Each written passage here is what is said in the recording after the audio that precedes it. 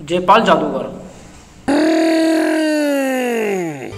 जिसका नाम सुनते ही बच्चे और बूढ़े दहशत और खूब से कांपने लगते थे।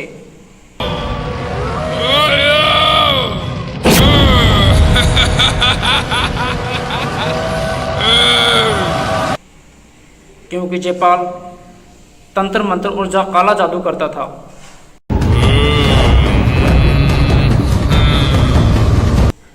वह कई सालों तक खुफिया तौर पर पहाड़ों की गार में बैठकर काला जादू और तंत्र मंत्र सीखता रहा।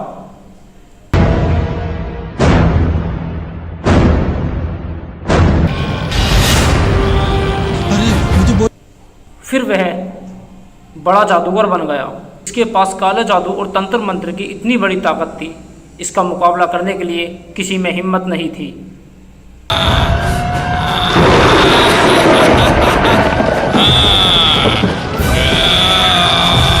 उस जमाने में इस्लाम का नूर अभी यहाँ नहीं पहुँचा था। लोग जाहिल थे और अंधी अकीदत में डूबे थे।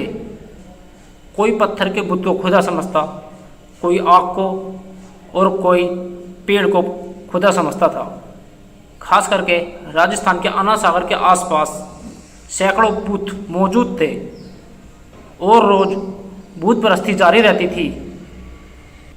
वहाँ का राजा पृथ्वीराज था, जो अपनी रियासत बहुत सख्ती से चलाता था।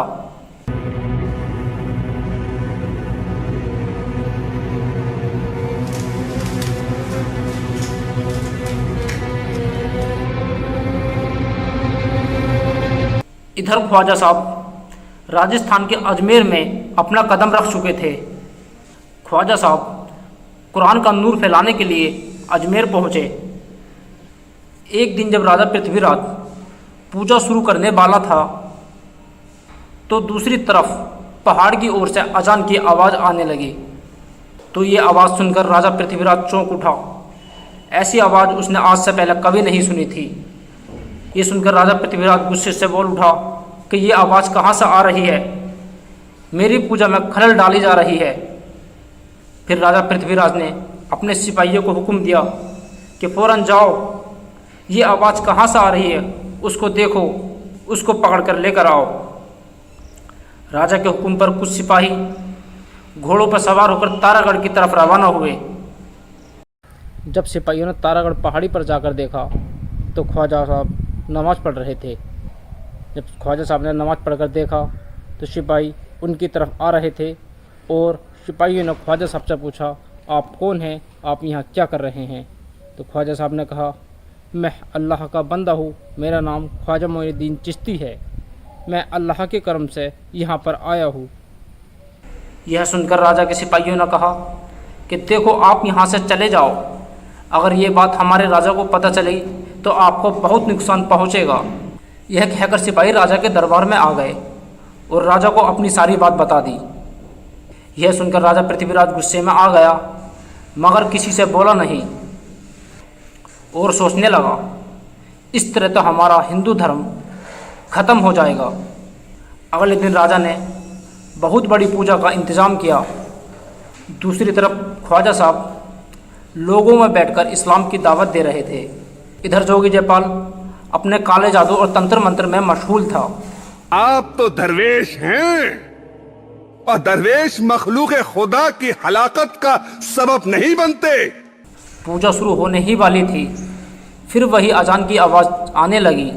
राजा गुस्से से उठा और कहने लगा, जाओ उस फकीर को पकड़ कर लेकर आओ। जब राजा के सिपाही घोड़ों पर सवार होकर तारागढ़ चोटी पर पहुँचे तो वही ख्वाजा साहब नमाज पढ़ रहे थे। सिपाही नहीं जानते थे कि वह क्या कर रहे हैं, इसलिए सिपाही रुके नहीं, आगे बढ़ते रहे। ख्वाजा साहब ने जब सलाम फेरा और उनके अपने करीब आते देखा तो उन ख्वाजा साहब ने कहा कि रुक जाओ, आप आगे मत आओ। सिपाही करीब आते रहे ताकि उन्हें गिरफ्तार कर रख सकें। सिपाहियों ने ख्वाजा साहब की एक ना सुनी। फिर ख्वाजा साहब ने एक मुट्ठी मिट्टी ली और बिस्मिल्लाह पढ़कर उनके ऊपर फेंक दी। मिट्टी फेंकते ही एक मौजज़ा हुआ, उनमें से कोई बहरा कोई अंधा हो गया। ये खबर फौरन राजा के दरबार में पहुंच गई। राजा पृथ्वीराज ये सुनकर गुस्से से बोला कि किसकी हिम्मत है जो हमसे मुकाबला कर रहा है, उसको फौरन गिरफ्तार करो। राजा की बात सुनकर उनमें से एक वजीर बोला कि राजा साहब, मुझे तो ऐसा लगता है कि वो कोई आम इंसान नहीं है, वो बहुत बड़ा जादूगर है। भला कोई इंसान एक मुट्ठी मिट्टी से लोगों को अंधा और बहरा कैसे कर सकता है। तो राजा ने कहा, तो फिर हमें क्या करना चाहिए। तो वजीर ने कहा, इसका मुकाबला करने के लिए सिर्फ एक इंसान है जो जोगी जयपाल जादूगर है, सिर्फ वही इसको हरा सकता है। फिर राजा ने अपने सिपाहियों को हुक्म दिया, जाओ जोगी जयपाल को बुलाकर लेकर आओ। इधर जयपाल अपने जादू से इधर उधर उड़ता फिर रहा था।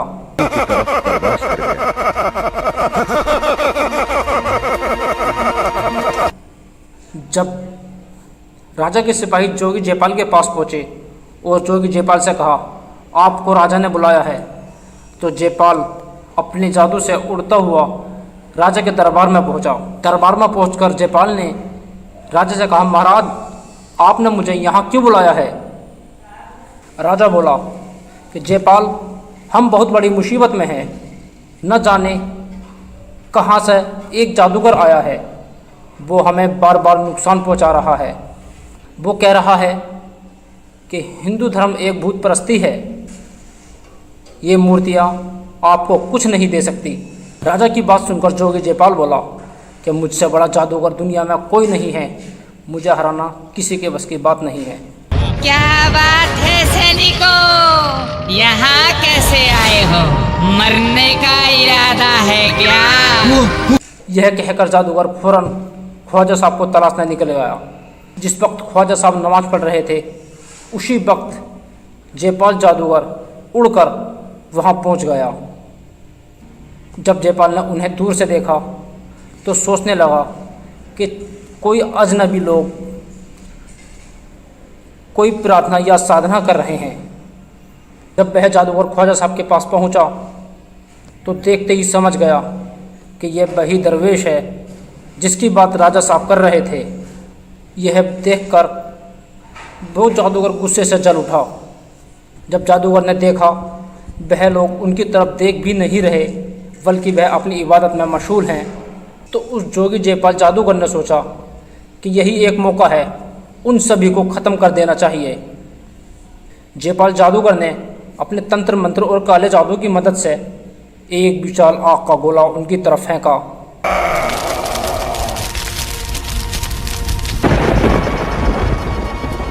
जैसे ही वो आग का गोला ख्वाजा साहब के पास पहुंचा तो वो फौरन गायब हो गया। यह देख जादूगर गुस्से में आ गया। फिर उन्होंने अपने जादू की मदद से एक धूल का तूफान उनके तरफ भेजा। फ़र्क क्या था, अल्लाह के करम से वो धूल का तूफान भी ख़त्म हो गया। फिर जयपाल जादूगर सोचने लगा कि यह कोई आम दरवेश नहीं है। उसने अपनी पूरी ताकत से पूरे काले जादू तंत्र मंत्र से एक बहुत बड़ा सांपों का झुंड ख्वाजा साहब की तरफ भेजा। लेकिन देखना क्या था, वही जो हर बार हो रहा था। फिर वही सांप जो जोगी जयपाल ने ख्वाजा साहब की तरफ भेजे थे, एक एक करके सब खत्म हो गए। ख्वाजा साहब ने एक लम्हे के लिए भी उस जादूगर की तरफ नहीं देखा था। फिर भी उस जयपाल का जो बहुत बड़ा जादूगर था, उसका कोई जादू काम नहीं कर रहा था। उस जादूगर ने सोचा कि सामने से नहीं, पीछे से वार करना चाहिए। फिर उस जादूगर ने तारागढ़ की चोटी पर जाकर एक विशाल पत्थर ख्वाजा साहब की तरफ फेंका।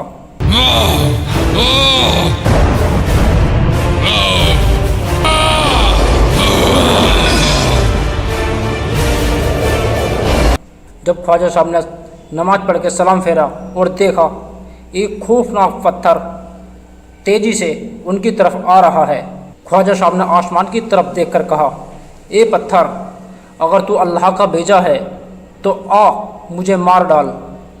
अगर तू किसी शैतान की तरफ से भेजा है तो अल्लाह के हुक्म से वहीं रुक जा।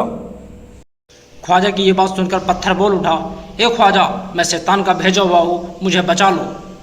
फिर हमारे ख्वाजा साहब ने अपने 2 उंगलियों का सहारा दिया और उस पत्थर को वहीं रोक दिया। जब उस जादूगर का कोई जादू काम ना कर सका तो वो जादूगर डर के मारा कांपने लगा और वहाँ से भाग गया। ख्वाजा साहब ने अपनी जूतियों को उससे कहा, जाओ उस जादूगर को यहाँ लेकर आओ। ख्वाजा साहब की जूती आसमान में उड़ती हुई गई और उस जादूगर को घेर कर ले आई। फिर जादूगर आने के बाद ख्वाजा से माफ़ी मांगने लगा, मुझे माफ़ कर दो।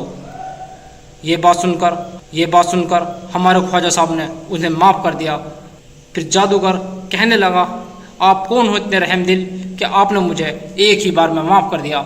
मैं आपको मारना चाहता था लेकिन आपने मुझे एक ही बार में माफ़ कर दिया।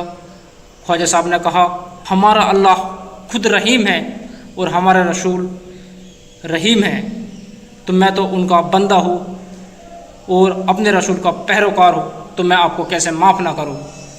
और ख्वाजा साहब ने कहा, जयपाल अल्लाह के रास्ते पर आ जाओ, उसके सिवा कोई माबूद नहीं है, ये भूत परस्ती सब गलत है, ये आपको कुछ नहीं दे सकते।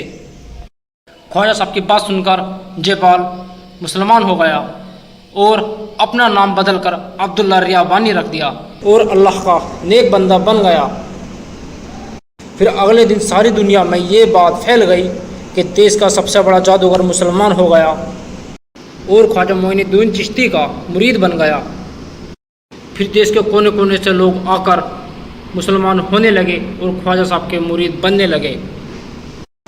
जब ये बात राजा को पता चला तो राजा परेशान हो गया और कहने लगा कि कौन है वो इंसान जिसके आगे देश का सबसे बड़ा जादूगर भी हार गया है।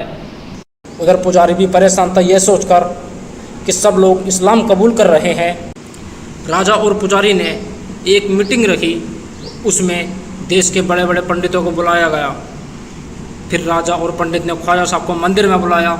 पंडित ने ख्वाजा साहब से कहा कि सुना है तुम बहुत बड़े जादूगर हो, तुम भूत परस्ती और पूजा को नहीं मानते और लोगों से कहते हो कि ये तुम्हारे कोई काम नहीं आने वाले। ख्वाजा साहब ने उस पंडित से कहा, मैं कोई जादूगर या मेरे पास कोई ताकत नहीं है।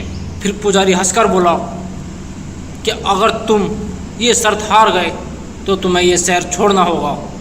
ख्वाजा साहब उस पंडित की बात सुनकर उस मूर्ति के पास पहुँचे और कहने लगे, ए पत्थर, मेरा नाम ख्वाजा मोइनुद्दीन चिश्ती है और मैं अल्लाह का बंदा हूँ। अल्लाह के हुक्म से गवाही दे कि अल्लाह एक है, वो बेशरीक है, उसके सिवा कोई माबूद नहीं है। ख्वाजा साहब की यह बात कहते ही एक ऐसा मोजज़ा हुआ कि वहाँ सभी खड़े लोग देखते ही रह गए। पत्थर का बुत बोलने लगा कि अल्लाह एक है, उसके सिवा कोई माबूद नहीं है, वो बेशरीक है। ये कहते ही वो पत्थर का बुत टूटकर गिर गया। फिर सभी लोगों ने ख्वाजा साहब से माफ़ी मांगी और इस्लाम कबूल कर लिया। अगर आपको वीडियो अच्छी लगी हो तो हमारे चैनल को लाइक और सब्सक्राइब ज़रूर करके जाना।